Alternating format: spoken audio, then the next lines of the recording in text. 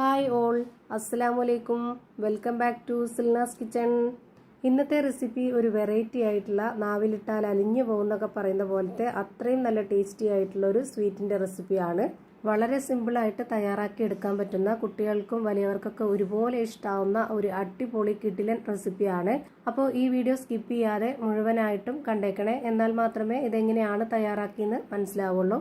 റെസിപ്പിയിലോട്ട് കിടക്കുന്നതിന് മുമ്പായി Silna's kitchen channel ആദ്യമായിട്ട് കാണുന്നവരാണെങ്കിൽ പ്ലീസ് ഒന്ന് സബ്സ്ക്രൈബ് ചെയ്തേക്കണേ. ഒപ്പം തന്നെ ഈ വീഡിയോസ് നിങ്ങൾക്ക് ഇഷ്ടപ്പെടുകയാണെങ്കിൽ ഒരു ലൈക്ക് ചെയ്ത് ഷെയർ ചെയ്ത് സപ്പോർട്ട് ചെയ്യാനും മറക്കരുത്. ഇനി നമുക്ക് ഇതെങ്ങനെയാണ് തയ്യാറാക്കുന്നതെന്ന് നോക്കാം. ഇതിനായി ഞാനിവിടെ സ്റ്റവിലേക്ക് ഒരു പാൻ വെച്ച് കൊടുത്തതിന് ശേഷം ഫ്ലെയിം ഓൺ ആക്കി കൊടുത്തിട്ട് ലോ ഫ്ലെയിമിൽ ഇട്ട് കൊടുത്തിട്ടുണ്ട്. ഇനി ഇതിലേക്ക് ഒരു അരക്കപ്പ് അളവിൽ മുഴുവൻ ഉഴുന്നാണ് ഇട്ട് കൊടുക്കുന്നത്. ഉഴുന്ന് നല്ലപോലെ കഴുകിയെടുത്തതിന് ശേഷം അതിൻ്റെ വെള്ളമെല്ലാം ഊറ്റി കളഞ്ഞിട്ട് വേണം നമ്മളിതുപോലെ പാനിലേക്ക് ഇട്ട് കൊടുത്തിട്ട് നന്നായിട്ടൊന്ന് ചൂടാക്കി എടുക്കാനായിട്ട്. ഒരു മീഡിയം ഫ്ലെയിമിൽ ഇട്ട് കൊടുത്തതിന് ശേഷം ഇത് നന്നായിട്ടൊന്ന് വറുത്തെടുക്കണം. നമുക്ക് ഇതിൻ്റെ കളറൊക്കെ മാറി നല്ലൊരു മണമൊക്കെ വരുന്ന ടൈം വരേക്കും ഇതുപോലെ ഇളക്കി കൊടുത്തുകൊണ്ടിരിക്കാം. കളറ് ഒരുപാട് അങ്ങ് ഡാർക്ക് ആവരുത്, ലൈറ്റ് ആയിട്ടുള്ള ഒരു കളർ ചേഞ്ച് മതി. ഈ ഒരു ഉഴുന്ന് 1-1.5 മിനിറ്റ് നേരം ഇതുപോലെ നന്നായിട്ടൊന്ന് വറുത്തെടുത്തതിന് ശേഷം ഇനി നമുക്കിതിലേക്ക് ചെറുപയർ പരിപ്പ് ഇട്ട് കൊടുക്കണം. ചെറുപയർ പരിപ്പ് കനം കുറഞ്ഞതും ചെറുതായതുകൊണ്ടും തന്നെ നമുക്ക് ഒരുപാട് നേരം ഇട്ട് വറുക്കേണ്ട ആവശ്യം വരുന്നില്ല. അപ്പോൾ അതുകൊണ്ട് തന്നെ ഉഴുന്ന് കുറച്ച് നേരം ഒന്ന് വറുത്തെടുത്തതിന് ശേഷം മാത്രം ഈ ഒരു ചെറുപയർ പരിപ്പ് ഇട്ട് കൊടുക്കുക. ഇത് രണ്ടും ഇനി 1 മിനിറ്റ് നേരം കൂടെ ഒന്ന് വറുത്തെടുക്കാം. ഉഴുന്നെടുത്തിട്ടുള്ള ആ ഒരു അരക്കപ്പ് അളവിൽ ഒരു 1/4 കപ്പോളമാണ് ചെറുപയർ പരിപ്പ് ഇട്ട് കൊടുത്തിട്ടുള്ളത്. ഈ ഒരു ചെറുപയർ പരിപ്പും നമ്മൾ നല്ല പോലെ കഴുകിയെടുത്തതിന് ശേഷം വെള്ളമെല്ലാം ഊറ്റിക്കളഞ്ഞിട്ടാണ് ഇതിലേക്ക് ഇട്ട് കൊടുക്കേണ്ടത്.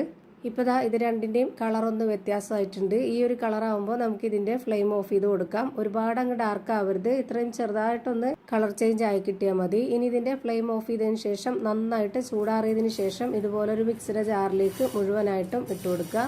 നന്നായിട്ട് ചൂടാറിയതിന് ശേഷം മാത്രമേ ഇതിലേക്ക് ഇട്ട് കൊടുത്തിട്ട് പൊടിച്ചെടുക്കാവുള്ളൂ. ഇനി നമുക്ക് ഈ ഒരു സ്വീറ്റിലേക്ക് നല്ലൊരു മണത്തിന് വേണ്ടി ഒരു 2 ഏലക്ക കൂടെ ഇതിലേക്ക് ഇട്ട് കൊടുക്കാം. പൊടിയാണെന്നുണ്ടെങ്കിൽ പിന്നീട് ഇട്ട് കൊടുത്താൽ മതി. മുഴുവനായതുകൊണ്ടാണ് ഇതിൻ്റെ കൂടെ തന്നെ ഇട്ട് കൊടുത്തിട്ടുള്ളത്. അപ്പോൾ ഇതിൻ്റെ കൂടെ നന്നായിട്ട് പൊടിഞ്ഞ് കിട്ടും. ഇനി ഇത് നല്ലപോലെ പൊടിച്ചെടുത്തതിന് ശേഷം ഇതുപോലെ ഒരു പാനിലേക്ക് ഇട്ട് കൊടുക്കുന്നുണ്ട്. ഈ ഒരു ജാറിനകത്തൊക്കെ പറ്റി പിടിച്ചിരിക്കുന്നതെല്ലാം കൂടെ നമുക്ക് തുടച്ചെടുത്തിട്ട് നല്ലപോലെ ഇതിലേക്ക് ഇട്ട് കൊടുക്കാം മുഴുവനായിട്ടും. ഇനിയിപ്പോൾ ഇത് ഞാൻ തൊട്ട് കാണിച്ചു തരാം. നല്ല നൈസായിട്ട് പൊടിഞ്ഞ് കിട്ടിയിട്ടുണ്ട്. ഇനി ഇതിലേക്ക് വേണ്ടത് ശർക്കര ഉരുക്കിയതാണ്. ഞാനിവിടെ 200 ഗ്രാം ശർക്കര ഉരുക്കിയതാണ് ഒഴിച്ചു കൊടുക്കുന്നത്. 250 ml കപ്പിൻ്റെ അളവിൽ 1/4 കപ്പ് വെള്ളം വെച്ചിട്ടാണ് ഇത് ഉരുക്കിയെടുത്തിട്ടുള്ളത്. അത് മുഴുവനായിട്ടും ഇതിലേക്ക് ഒഴിച്ചു കൊടുക്കുന്നുണ്ട്. പിന്നെ ഇതിലേക്ക് ഒരു 3 ടേബിൾ സ്പൂൺ അളവിലുള്ള നെയ്യും കൂടെ ഒഴിച്ചു കൊടുക്കാം. ഇതെല്ലാം കൂടി നന്നായിട്ട് യോജിപ്പിച്ചെടുത്തതിന് ശേഷം മാത്രമേ നമ്മളിത് സ്റ്റവിലേക്ക് വെച്ച് കൊടുത്ത് ഫ്ലെയിം ഓണാക്കി കൊടുക്കാൻ പാടുള്ളൂ.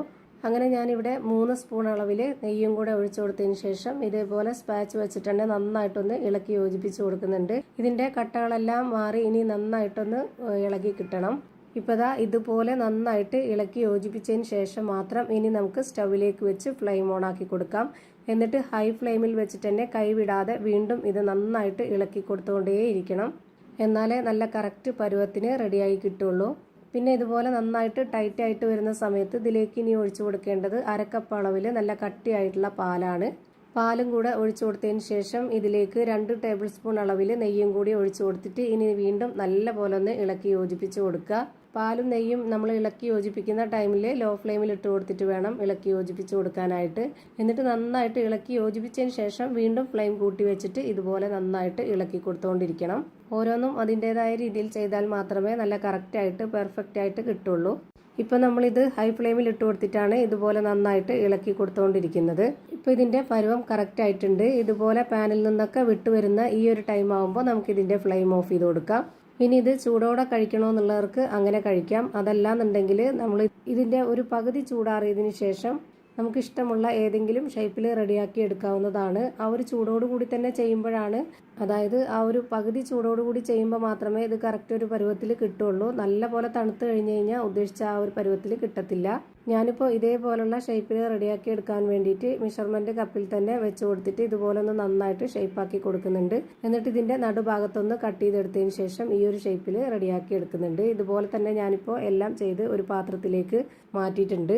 ഇപ്പോൾ ദാ അടിപൊളി ടേസ്റ്റി ആയിട്ടുള്ള ഒരു വെറൈറ്റി ആയിട്ടുള്ള നാവിലിട്ടാൽ അലിഞ്ഞിറങ്ങുന്ന പോലത്തെ നല്ലൊരു രുചിയായിട്ടുള്ള ഒരു സ്വീറ്റ് റെഡിയായി കിട്ടിയിട്ടുണ്ട്. ഇത്രയേ ഉള്ളൂ ഇന്നത്തെ വീഡിയോ ഇഷ്ടമായാൽ ലൈക്ക് ചെയ്യാനും കമൻറ്റ് ചെയ്യാനും ഷെയർ ചെയ്യാനും മറക്കരുത്. അതുപോലെ തന്നെ ഞാനിടുന്ന പുതിയ വീഡിയോസ് നോട്ടിഫിക്കേഷനായിട്ട് കിട്ടുന്നതിന് വേണ്ടി സബ്സ്ക്രൈബ് ചെയ്ത് ബെല്ലൈക്കൺ അമർത്തി അതിൽ ഓൾ എന്ന ഓപ്ഷൻ എനേബിൾ ചെയ്ത് കൊടുക്കാനും മറക്കരുത്. പുതിയൊരു വീഡിയോയുമായി വീണ്ടും വരും. Thank you for watching.